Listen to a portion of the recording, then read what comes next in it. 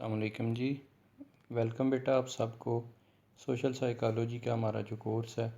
इसका आज basic introduction इंशाल्लाह हम लेते हैं। कुछ बेसिक कॉन्सेप्ट्स हैं जो उनकी कुछ जानकारी लेते हैं हम अपने इस लेक्चर के अंदर। तो फर्स्ट ऑफ़ ऑल बेटा इसकी कुछ बेसिक डेफिनेशंस देखेंगे हम। सेकेंडली फिर nature of social psychology along with scope, then social psychology and social sciences का रिलेशनशिप, और एंड पे फिर इसके अप्रोचेज़ रिलेटेड हम बात करेंगे जो डिफरेंट अप्रोचेज़ हैं।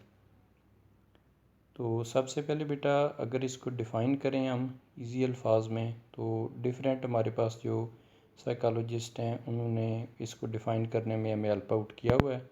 तो हम कुछ जो आप कह सकते हैं चंद एक डेफिनेशंस मल्टीपल लेने का मकसद ये है कि थोड़ी हमारी कंसेप्चुअल डाइवर्सिटी से बढ़ेगी। तो फर्स्ट वन बेटा ये है, social psychology is as the scientific field that seeks to understand the nature and causes of individual behaviour. सबसे पहली जो बेटा बात है वो ये है कि कोई भी बिहेवियर किस नेचर का यानी किस किस्म का है और उसके पीछे काजेज़ क्या हैं कि जिसकी बुनियाद पर वो बिहेवियर अकर हो रहा है, along with feelings and thoughts in social situation. तो इसमें बेटा तीन चार चीज़ों का जिसका ज़िक्र किया गया, उसमें पहले जैसे ज़िक्र हो चुका कि बिहेवियर की क्या नेचर है, किस तरह का है, हार्श बिहेवियर है, प्लेजेंट है, और इसके साथ साथ उसकी वजूहात क्या हैं जनाब ना, यानी किस बुनियाद पर वो बंदा उस तरह का एक्ट कर रहा है। फीलिंग्स और थाट्स भी इसकी एक चीज़ बेटा जो अहम है इसमें ना, वो सोशल सिचुएशन है जिसको हम साथ साथ सोशल कंटेक्स्ट का नाम भी देंगे, और ऐसी कंडीशन कि जिसके अंदर वो बिहेवियर रूनुमा हो रहा है और हम उस तरह एक्ट या रिएक्ट कर रहे हैं जनाब ना, तो उसकी डेफिनेटली डिफरेंट रीजंस होंगी और हम सिचुएशनली अपने बिहेवियर को मॉडिफाई भी करते रहते हैं। सेकंड में है जी बेटा study of how people think about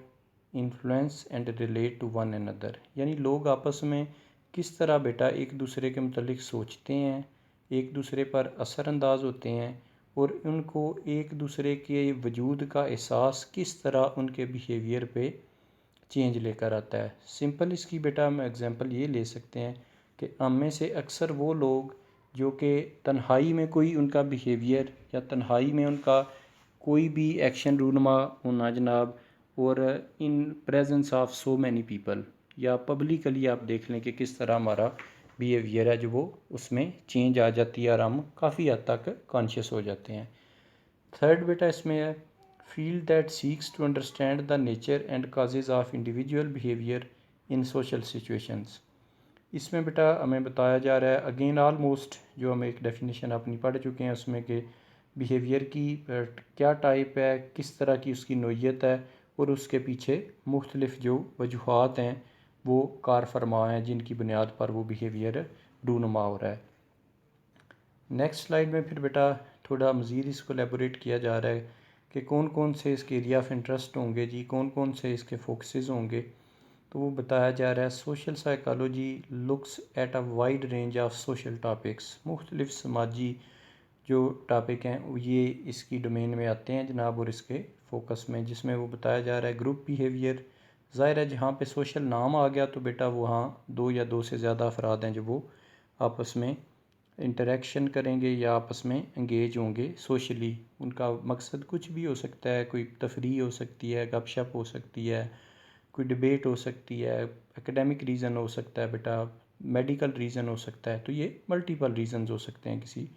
group behaviour के, या दो लोगों के ग्रुप का जो कि डाइएड ग्रुप कहलाता है, और तीन लोगों का ट्राइएड ग्रुप। जॉर्ज सिम्बल ने हमें ये आइडिया दिया था जी। नेक्स्ट बेटा बता रहा है जी social perception, leadership, non verbal behaviour, conformity, aggression and prejudice. तो ये बेटा डिफरेंट टॉपिक उन्होंने बताए हैं कि जो हम सोशल साइकोलॉजी के अंडर इनको एड्रेस करते हैं और इनको एक्सप्लेन करने की ट्राई करते हैं। बेसिकली आप कह सकते हैं कि सोशियोलॉजी और साइकोलॉजी की ब्रिजिंग है बेटा सोशल साइकोलॉजी ना, कि इसमें इंटरनल एक्सटर्नल फैक्टर्स दोनों, स्पेशली सोशल फैक्टर्स है जो वो ज़रा ज़्यादा गालिब तरीके से हम पढ़ते हैं कि किस तरह हमारा इन्वायरमेंट और किस तरह हमारा लोगों से इंटरेक्शन है जो हमारे बिहेवियर में डिफरेंट चेंजेस लेकर आता है जनाब। नेक्स्ट जी बेटा, social psychology is about understanding individual behaviour in a social context. अब सोशल कॉन्टेक्स्ट या बैकग्राउंड बेटा जो होता है ना आपके बिहेवियर का या एक सेटिंग का, वो सबसे ज़्यादा असरअंदाज होता है हमारे बिहेवियर पे ना। जिस तरह मैंने पहले आपको मिसाल दी कि अकेले में, लोगों के दरमियान, दोस्तों के दरमियान, टीचर्स के दरमियान, ये देखें डिफरेंट सिचुएशंस हैं जिसमें हमारा बिहेवियर फार्मल से इनफार्मल और इनफार्मल से फिर फार्मल, इस तरह हम स्विच करते रहते हैं। यानी अगर दोस्तों में हम बैठे हैं तो वो हमारा वो कैजुअल इंटरेक्शन है, गपशप, और हमारे इवन एक दूसरे के निक्स भी बुलाते हैं और बड़े बेतकल्फ़ी के साथ एक दूसरे से हम इंटरेक्ट करते हैं। और अगर वही बेटा फार्मल सेटिंग है हमारी, अगर किसी एडमिनिस्ट्रेटिव, जनाब आप कह सकते हैं कि पोस्ट के बंदे किसी एडमिनिस्ट्रेशन स्टाफ के सामने हम जाएंगे तो ज़ाहिर है हमें वहाँ फार्मली एक्ट करना पड़ेगा। इवन हम ड्रेसिंग वगैरह भी अपनी का बड़ा ख़ास ख्याल रखते हैं उसमें जी। नेक्स्ट बेटा, नेचर ऑफ सोशल साइकोलॉजी। तो सबसे पहला इसमें पॉइंट है, social behaviour is goal oriented. यानी कोई भी बिहेवियर है तो उसके पीछे उसकी एक ख़ास मंजिल, ख़ास मकसद और ख़ास उसका एक, जिसे आप कह सकते हैं कि मोटिव होता है उसको परफॉर्म करने के हिसाब से। सेकंड बेटा, the interaction between the individual and the situation helps determine the outcome. कि जब इंडिविजुअल्स आपस में इंटरेक्ट करते हैं तो वो मिलजुल कर उस इंटरेक्शन की बुनियाद पर अपने उस गोल और उस मंजिल की तरफ नबुर्द-ज़मा होते हैं, यानी स्ट्राइव करते हैं, कोशिश करते हैं। थर्ड वन जी, people spend a great deal of time considering social situations. कि लोग आपस में मिलजुल कर एक बल्क टाइम है जो एक मैक्सिमम टाइम बिताते हैं और उनकी डिफरेंट सिचुएशंस और डिफरेंट उनके उसके पीछे मकासद कार फरमा होते हैं। फोर्थ वन बेटा हमें बताया जा रहा है, we also analyse and explain the behaviour of those around us. कि हम अपने इर्द गिर्द होने वाले मुख्तलिफ जो वाक़यात हैं, मुख्तलिफ लोगों के बिहेवियर हैं, उसको ना सिर्फ ऑब्ज़र्व करते रहते हैं बेटा बल्कि एनालाइज करते रहते हैं कि अच्छे बुरे की सेंस में, डिसेंट या हार्श की सेंस में। तो वो डिफरेंट जो हमारे पास आप कह सकते हैं कि सिचुएशनल एनालिसिस होते हैं ना, तो उसकी बुनियाद पर हम कंपैरिजन ये कंटिन्यूसली करते रहते हैं। लास्ट वन है जी बेटा इसमें हमारे पास, we often believe that a person's behaviour is a good indicator of their personality. बेटा किसी की शख्सियत का अंदाज़ा लगाना, उसमें सबसे बड़ा इंडिकेटर या सबसे बड़ी जो एक सिग्नलिंग फोर्स आप कह सकते हैं वो हमारे पास है उस बंदे की शख्सियत का, वो उसका बिहेवियर है। कि जैसे हम अक्सर कहते हैं कि अच्छे अखलाक हैं जो वो इंसान की शख्सियत को किरदार साजी में अहम किरदार अदा करते हैं। मजहबी नुक्ता नज़र से भी बेटा इसको देखें तो हमें उसने हुल्क की बार बार वो तलकीन की गई है।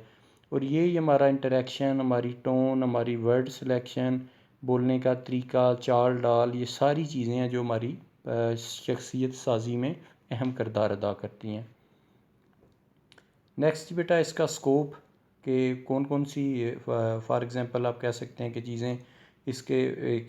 कैनवस के अंदर और एक इसके फोकस के अंदर आती हैं। उसमें वो सोशल कॉग्निशन है जनाब, हमारा जो सोचने समझने का जनाब प्रोसेस है ब्रेन का। एटीट्यूड एंड एटीट्यूड चेंज है। वायलेंस एंड एग्रेशन है। इसके बाद pro social behaviour, prejudice and discrimination है। सेल्फ एंड सोशल आइडेंटिटी है। Group behaviour, social influence, interpersonal relationships, ये डिफरेंट इसके अंडर इन्हीं स्कोप्स के अंदर ये हम डिफरेंट टॉपिक हैं जो वो कवर करेंगे जनाब, जो जो हमारी आउटलाइन का इंशाल्लाह हिस्सा होंगे। नेक्स्ट बेटा, अब बेसिकली हमने स्टार्ट में भी बात की कि सोशल साइकोलॉजी बेसिकली दो जो बड़े आप कह सकते हैं सब्जेक्ट हैं या बड़ी फील्ड्स हैं उनका कम्बिनेशन है। एक बेटा साइकोलॉजी जो स्टडी ऑफ माइंड है और एक सोशलॉजी जो स्टडी ऑफ सोसाइटी है। इन दोनों की ब्रिजिंग है। यानी किस तरह हमारी नफ्सियात पे हमारा मुआशरा, हमारे गिरदोनवा के लोग हैं जो आपस में इंटरेक्शन करते हुए आपस में जो रहतल वहतल हमारी रहन सहन के तरीके, सकाफ़त, ये सारी है वो किस तरह असरअंदाज होते हैं। तो ये बेटा इसमें इब्तदाई दोनों में बताया गया कि सोशलॉजी का भी इसमें ज़ाहिर अमल दखल है, साइकोलॉजी का भी। एंथ्रोपोलॉजी जो कंपैरेटिवली ज़रा एंशिएंट हमारी जनाब सोशल साइंस है, इन कंट्रास्ट अगर हम सोशलॉजी की बात की जाए तो उसमें ये ह्यूमन ओरिजिन की, एवोल्यूशन ऑफ ह्यूमन की बात करती है जनाब, और एंशिएंट कल्चर, प्रिमिटिव सोसाइटीज़ की, philosophy, communication studies, economics, education, geography, history, law, linguistics, political science और पब्लिक एडमिनिस्ट्रेशन। तो ये बेटा डिफरेंट जो दूसरी आप कह सकते हैं सोशल साइंसेज हैं ना, उनके साथ ये सोशल साइकोलॉजी की ब्रिजिंग या सोशल साइकोलॉजी का रिलेशन। तो ये रिलेशन बेटा आप किसी सेंस में भी इनमें से किसी एक भी अगर सोशल साइंस को आप टच करके देख लेना तो देख लें कि इसका कोई ना कोई एस्पेक्ट है ना जो ये इंसानियत को कैटर कर रहा है, इंसानियत को डील कर रहा है। फॉर एग्ज़ाम्पल हम इकनॉमिक्स की इसमें अगर बात करते हैं या एजुकेशन की, तो देखें कि इंसान के इक़्तिसादी और जो तालीमी अमूर हैं, जो लर्निंग के लिहाज से वो इंसान के लिए चूँकि बहुत अहम है, किसी भी सेंस में किसी भी जगह पर रूरल अर्बन सेटअप में रहने वाला जनाब, प्रिमिटिव सोसाइटीज़ का, अर्बनाइज्ड सोसाइटीज़ का, मेट्रोपॉलिटन सिटीज़ में रहने वाला बंदा, तो ये तमाम की तमाम सोशल साइंसेज हैं जो बेटा इनका रिलेशनशिप इसीलिए इसके साथ बनता है कि ये चूँकि ये भी ह्यूमन डिफरेंट एस्पेक्ट्स हैं जो उनको हाईलाइट करती हैं, तो उसी लिहाज से जो आप कह सकते हैं कि ये भी एक इंटरडिसिप्लिनरी जिस तरह एक सब्जेक्ट बन जाता है ना, ये उसका ऑलमोस्ट ये एक एंगल है जनाब। तो नेक्स्ट बेटा आगे हम चलते हैं जी, अप्रोचेज़ टू सोशल साइकोलॉजी। अच्छा जी, फ़र्स्ट ऑफ़ ऑल बेटा वो मैं बता रहा है कि 4 मेजर पर्सपेक्टिव्स हैं सोशल साइकोलॉजी के अंदर, जिसमें पहला जी सोशो कल्चरल पर्सपेक्टिव है, stresses the importance of social norms and culture. पहले तो हम बेटा देखते हैं सोशल नॉर्म्स किन्हें कहते हैं। नॉर्म्स बेटा ना हमारे स्टैंडर्ड ऑफ बिहेवियर्स हैं, हमारा शेयर्ड एक्सपेक्टेड बिहेवियर है कि जो हम अपनी ज़िंदगी में अपने मुख्तलिफ जो सोशलाइजेशन के एजेंट्स हैं उनसे सीखते हैं जनाब, जो हमारी तरबियत में हम किरदार अदा करते हैं, जिसमें हमारी फैमिली है, हमारे पीयर ग्रुप जिसे दोस्त अब आप कहते हैं, हमारे टीचर्स हैं, इसके अलावा रिलीजियस के मुख्तलिफ स्कॉलर्स, हमारे रिलीजन जो एक पूरा हमारा इंस्टीट्यूशन है उसके लोग जो हमें ट्रेन करते हैं, मजहबी नुक्ता नज़र से, मैस मीडिया इसमें बेटा ये मेजर हमारे पास 4-5 जो सोशलाइजेशन के एजेंट्स हैं जो हमारी तरबियत करने में अहम किरदार अदा करते हैं। तो ये बेटा उसमें बताया जा रहा है कि हमारी सकाफ़त का ओवरऑल किस हद तक हमारी ज़िंदगी में, हमारे लाइफ में और हमारे बिहेवियर पे असरअंदाज होती है कि जिस तरह के माहौल में हम परवरिश पाते हैं, ब्रॉटअप होते हैं, उसी के अकॉर्डिंगली हमारी शख्सियत बिल्कुल ग्रूम होके सामने आती है। सेकंड बेटा इसमें social cognitive perspective, sports and information processing model of social behaviour where we notice, interpret and जज द बिहेवियर ऑफ अदर्स। अब कॉग्निशन का जो बेटा बेसिकली अमल है ना, वो ये है कि इंसान की अंडरस्टैंडिंग डेवलप करना कि बाहर से 5 सेंसेस की मदद से मुख्तलिफ़ किस्म की जो सीन हम देखते हैं, कोई चीज़ सुनते हैं, जो भी रेलिवेंट के उस सेंस के होगा, तो वो सेंसरी ऑर्गन्स के ज़रिए अंदर हमारे इफेक्टर्स जो कि हमारे मसल्स और ग्लैंड्स होते हैं और फिर न्यूरॉन्स जो इनके दरमियान कनेक्टिविटी का काम करते हैं। तो ब्रेन की बेसिकली वर्किंग बेटा cognitive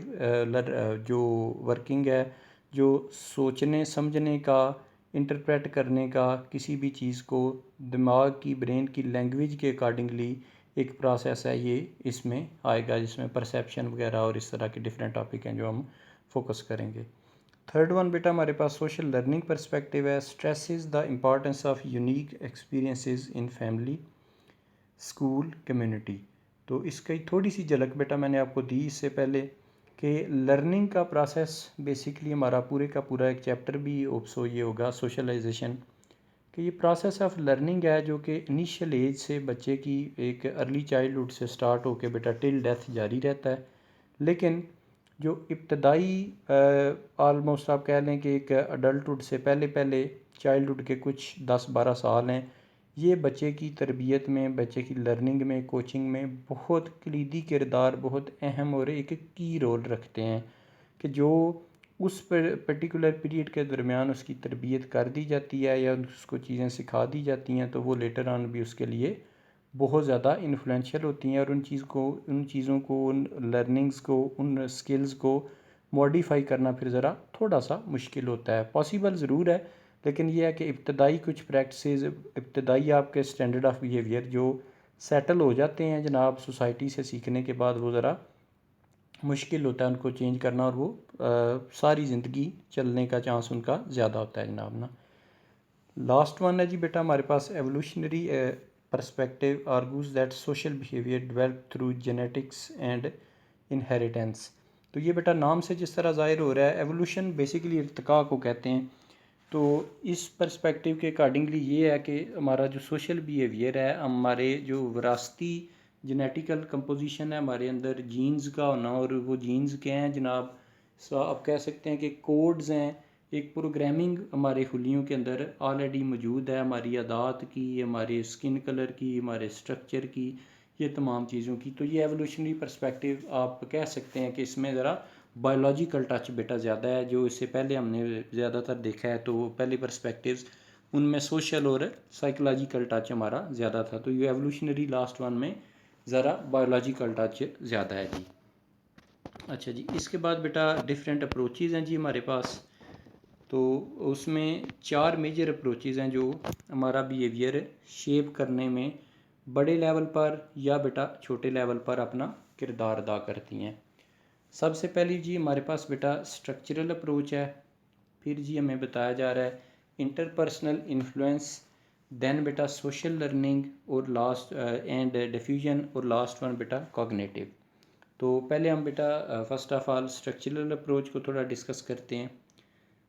this approach assumes that human behavior is a function of social context and situation as well as personal factor। तो इसमें बेटा अभी तक दो चीज़ें उसने ये डिस्कस की हैं कि जो ह्यूमन बिहेवियर है वो जिस सिचुएशन पर, जिस जगह, जिस सेटिंग के अंदर हो रहा है ना, उसका बहुत बड़ा दारोमदार या उसका बहुत बड़ा इम्पैक्ट है उसके ऊपर, जिस तरह हमने अपनी डेफिनेशन में भी पढ़ा। As well as personal factor, और पर्सनल फैक्टर बेटा वही तरबियत का अमल है जो हम सीखते हैं, जिस तरह हम सोसाइटी को समझते हैं जनाब, और वो उसी पर्टिकुलर लर्निंग और जो इंटरेक्शन विद इन्वायरमेंट है, जो खुद चीज़ों को एनालाइज करने का हम अपनी सेंसेस के ज़रिए मुख्तलिफ अमल कंटिन्यूसली करते रहते हैं, ये कम्बिनेशन दोनों का है। Thus, if the context within which behavior occurs is modified, so will the behavior। अब बेटा इसमें ये बता रहा है कि अगर ओवरऑल किसी सेटिंग का, किसी सिचुएशन का, किसी ओवरऑल जहाँ पे मुख्तलिफ लोगों का इंटरेक्शन हो रहा है, अगर वो सेटिंग, वो कंटेक्स्ट चेंज कर दिया जाए, तो हम कह सकते हैं कि बिहेवियर भी ऑटोमेटिकली है जो वो मॉडिफाई हो जाएगा जनाब ना। तो वो डिपेंड करता है कि जिस तरह की सिचुएशन हमारे सामने मौजूद होती है, हम उसी तरह का एनालिसिस करके उसका। इसकी छोटी सी बेटा आपको एग्जांपल इस तरह देता हूँ कि फ़ॉर एग्जांपल बाज़ दफ़ा किसी सीनियर अथॉरिटी से मिलना है हमें, फॉर्मल सेंस में या इनफॉर्मल सेंस में, हमारे माँ बाप से हमें अगर कोई बातचीत करनी है, कोई डिमांड है हमारी, या कोई हमें फैसिलिटी चाहिए, कोई पैसों की डिमांड है, कोई जेब खर्च वगैरह की, तो हम उसमें ना बेटा एक चीज़ का बड़ा ख़ास ख्याल रखते हैं कि उनका ओवरऑल पहले ना बिहेवियर एंटिसिपेट करने की हम ट्राई करते हैं, जांचने की जी कि मूड किस तरह का है, बॉस का मूड किस तरह का है, वालिद साहब का मूड किस तरह का है, वालदा का मूड किस तरह का है। तो उस सिचुएशन को मद्देनज़र रखते हुए ना बेटा हम अपने ओवरऑल जो डिमांड्स हैं वो पेश करते हैं। अब इसमें मिसाल ये है कि बेटा ये जो एक कंटेक्सचुअल मॉडिफिकेशन की बात है ना, फॉर एग्ज़ाम्पल बाज़ दफ़ा ये होता है कि हम किसी ऑफ़िस में जाते हैं अपने बॉस के पास, या किसी भी आप कह सकते हैं कि गवर्नमेंट के ऐसे इदारे में, वापडा में, या टेली कम्युनिकेशन का PTCL के इदारे में जनाब, किसी काम से। तो ऑलरेडी ऑफिसर है जो वो अपने सबॉर्डिनेट्स पे या जो भी पब्लिक डीलिंग वहाँ पे वो कर रहा है उन पे बरस रहा है, और उसका बिहेवियर उनके साथ खासा हार्श और खासा आप कह सकते हैं कि एक जो वायलेंट किस्म का आप देख रहे हैं जनाब ना। तो उस सिचुएशन में बेटा हम अपने एनालिसिस के ज़रिए डेफिनेटली एक वाइज मूव ये होगा कि वहाँ से वापस आ जाना, या कम से कम अपनी एप्लीकेशन या जो भी काम हो उसको पुट अप ना करना, फॉर्मल सेंस में या इनफॉर्मल। इवन पेरेंट्स के सामने जो मैं बात कर रहा हूँ आपसे पहले मिसाल मैंने शेयर की कि इवन बाज़ दफ़ा अगर घर में ऐसी तलखी चल रही है और आपको कोई काम है ऐसा और आपने डिस्कस करना है, तो उसके दौरान डेफिनेटली वो कंटेक्स्ट, वो सोशल बैकग्राउंड या वो सिचुएशन आपको ये मैसेज दे रही है कि आपको इस वक्त इसको अवॉइड करना चाहिए, ना कि इसके अंदर अपने आप को इन्वॉल्व करते हुए इससे आप बैडली इन्फ्लुएंस हो जाएं। आगे बेटा देखते हैं जी, सेकंड वन हमारे पास है जी interpersonal influence. Social incentives such as acceptance, approval, recognition and rejection exert powerful influences on behavior। अच्छा बेटा, अब इंटरपर्सनल इन्फ्लुएंस है ना, जो अब असर है जो हमारा आपस के तल्लुकात का, वो क्या होता है उसमें, अब जो भी उसका एंड रिज़ल्ट निकलता है ना, या उसके दरमियान का जो आउटकम आ रहा होता है हमारे पास ना, उसका ओवरऑल हमारे बिहेवियर पे बड़ा एक स्ट्रॉन्ग इन्फ्लुएंस आता है, बड़ा एक ख़ास किस्म का एक असर और प्रेशर बिल्डअप होता है। उसमें यह है कि अगर किसी भी जगह पर हमारी कोई बात, हमारा कोई एक्शन या हमारा ओवरऑल कोई भी जनाब सजेशन एक्सेप्ट हो रही है, तो डेफ़िनेटली बेटा वो पॉजिटिव वे में हमें इन्फ्लुएंस करेगा जनाब, और हम उसको, हमारा कॉन्फिडेंस बढ़ेगा, हमारी सेल्फ स्टीम पे उसका बड़ा पॉजिटिव असर पड़ेगा। इसी तरह वो अप्रूवल का कह रहा है कि हमारी जो ज़ात की है, जो किसी भी सेंस में, किसी सजेशन की सेंस में, ओपिनियन की सेंस में अगर हमारी बात मानी जा रही है और हमारी ज़ात को अप्रूवल मिल रही है, तो डेफ़िनेटली ये भी इन्हेंसमेंट है हमारी जनाब प्लेयर की, एक हैप्पीनेस की फीलिंग की। रिकग्निशन ऑलमोस्ट उसी सेंस में जा रहा है कि जनाब वही पहचान। और आगे बेटा बताया जा रहा है फिर एंड रिजेक्शन। रिजेक्शन से मुराद यानी ये ज़रा नेगेटिव वे में, नेगेटिव सेंस में हमें जनाब एक नेगेटिव, उसमें बेटा हमारी कोई भी को जो रद्द कर देना, या ओवरऑल हमारी पर्सनैलिटी को, फॉर एग्ज़ाम्पल मैं एग्ज़ाम्पल,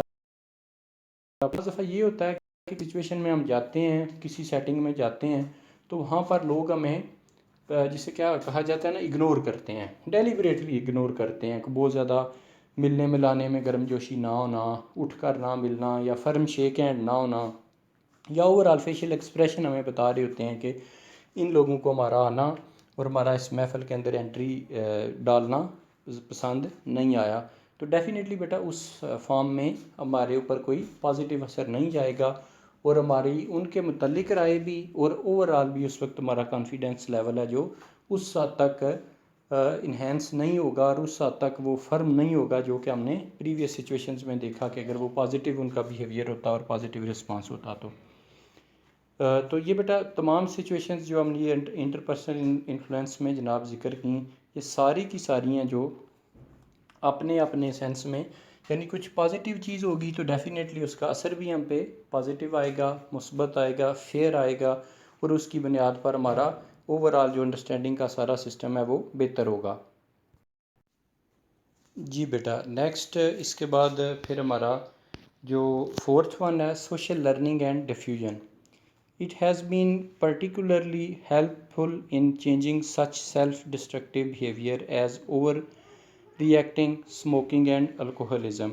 कि इसमें बेटा अब कुछ ऐसी वो चीज़ें बता रहा है कि जो कि हमारी जो ज़ाती, आप जिसे कहते हैं ना खुद साख्ता तबाही है ना, जो ज़ात की ना,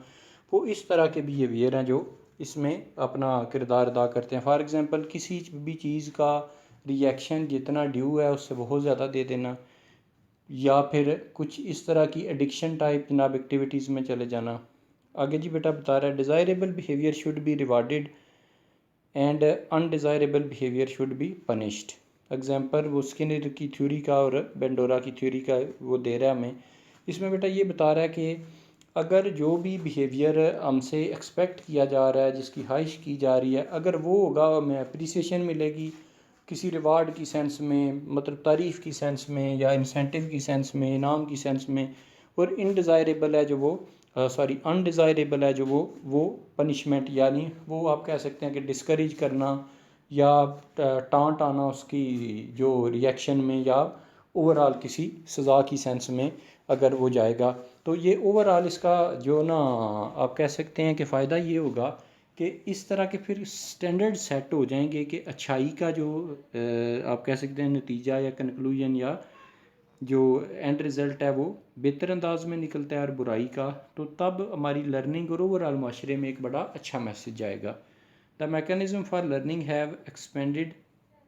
to include a variety of sources such as the imitation of others. अब इसमें बेटा इमिटेशन से मुराद ये है कि दूसरों की नकल करना, कॉपी करना ना, तो बताया जा रहा है कि लर्निंग का ये जो प्रोसेस है ना,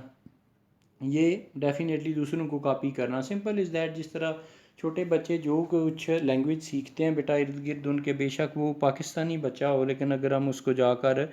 पुर्तगाल में जनाब ब्राट अप कर रहे हैं और उसके इर्द गिर्द उसके फेलोज़ और जितना सराउंडिंग कम्युनिटी है वो अगर पुर्तगेज़ी बोलती है तो डेफ़िनेटली वो पुर्तगेज़ी सीखेगा जनाब ना।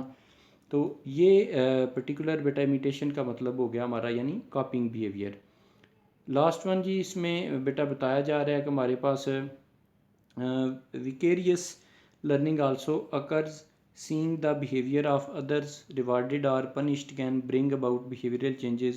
in the observer। ये भी ऑलमोस्ट हम डिस्कस कर चुके हैं कि जनाब ना जो हम बिहेवियर के रिज़ल्ट देखते हैं वो पनिशमेंट या रिवार्ड की सेंस में उसी तरह का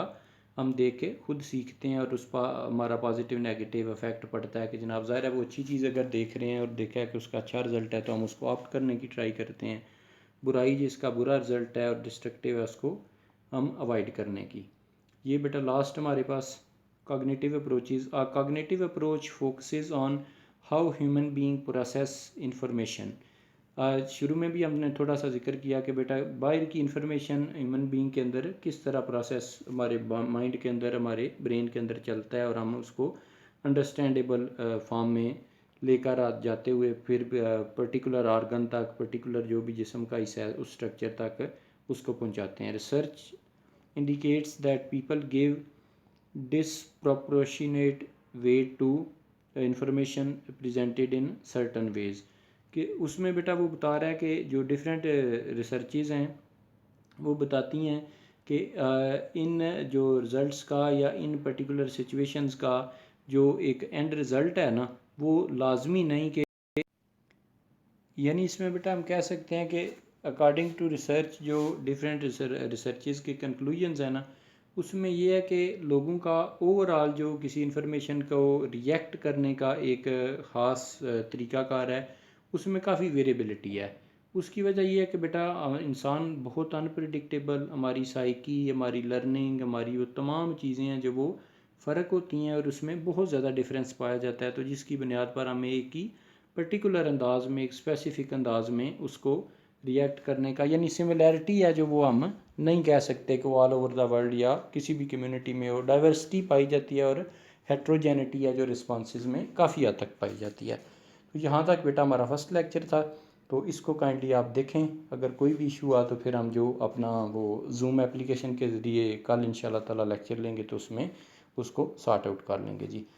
टिल देन बेटा अल्लाह हाफिज़ और अपना ख्याल रखिएगा।